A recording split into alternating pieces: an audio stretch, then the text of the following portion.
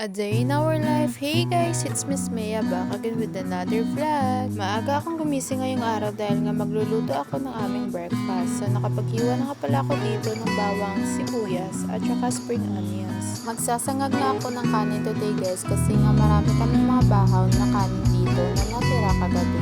Kesa sa masayang, isasangag ko na lang ito para makain ulit. Meron nga rin pala ako 3 pirasong itlog dito. Yung gagawin kong luto dito is side up egg na lang para mas madali. Dito na nga rin pala ako magluluto sa kahoy guys para mas matipid sa gas. And then sinalang ko na rin pala yung kawali dito sa kalan para uminit na. Pagkainit nga ng kawali, ilinagyan ko na rin ito agad ng mantika. Aantayin ko nga lang pala na uminit yung mantika bago ako mag-isa ng mga ritatos. So habang inaantay ko nga pala uminit yung mantika guys, is kakain na lang muna ako ng malunggay pandesal kasi nga kanina pa talaga ako nagugutom. Buti na nga lang pumunta ng bayan yung boyfriend ko and then pagkawin niya dito sa bahay may dala na siyang malunggay pandesal. 6 na piraso lang din naman yung binili niya guys kasi nga dalawa lang din naman kami yung kakain.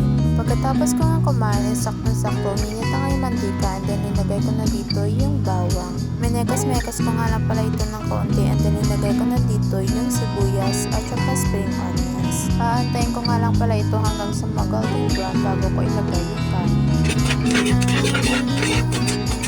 Pagkaluto nga ng mga ricados, ilinagay ko na rin agad itong mga kanin and then menekas-mekas ko lang hanggang sa mahalo lahat. Linagyan ko nga rin pala ito ng Knorr seasoning pero hindi ko na nabituhan kasi nga nagmamadali na ako makatapos dito sa pagluluto ko. Linagyan ko nga lang pala ito ng asin at saka magic sarap guys. Ito lang din naman kasi yung pampalasa na ginagamit ko sa tuwing magluluto ako. Try nyo nga din pala na maglagay ng Knorr seasoning sa sinangag na kanin guys and for sure na magugustuhan nyo talaga yung lasa. Mas malinamnam talaga yung sinangag na kanin guys kapag sa kahoy niluluto. Pagkaluto nga ng sinangag na kanin dito guys, linagay ko na rin agad dito sa maliit na bowl. Linagay ko nga lang pala ulit ng kawali sa kalan guys kasi nga magluluto pa ako ng sunny side up egg at saka tuyo.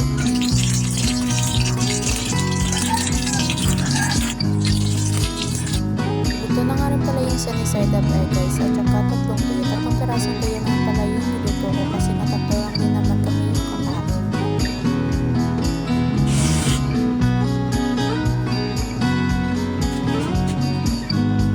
Breadbox, hindi kayong malunggay pandesal.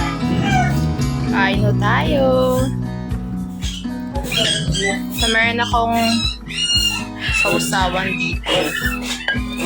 At meron akong tuyo. Isasawsaw ko dito sa suka. First bite.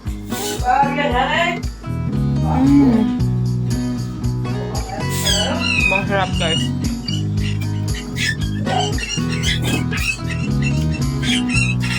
Papakita ko sa inyo yung pagkain ng jowa ko. Ayan yung pagkain niya. Sobrang daming kanin guys. Wala pa siya dito kasi nga bumili pa siya ng soft drinks. Yung aga-aga, uminom na ng soft drinks. Hindi ako mapakaling sa camera. Ay, kukwanta. Makakamda ko ba dito? Pinta.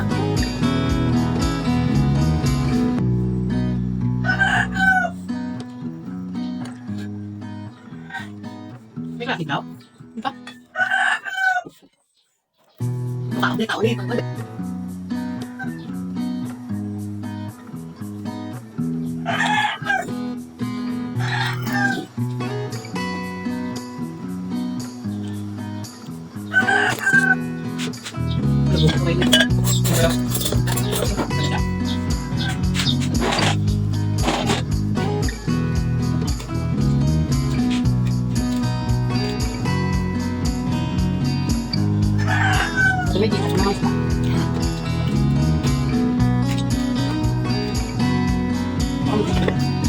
Yun lang guys, thanks for watching this vlogs and see you in the next one. Bye!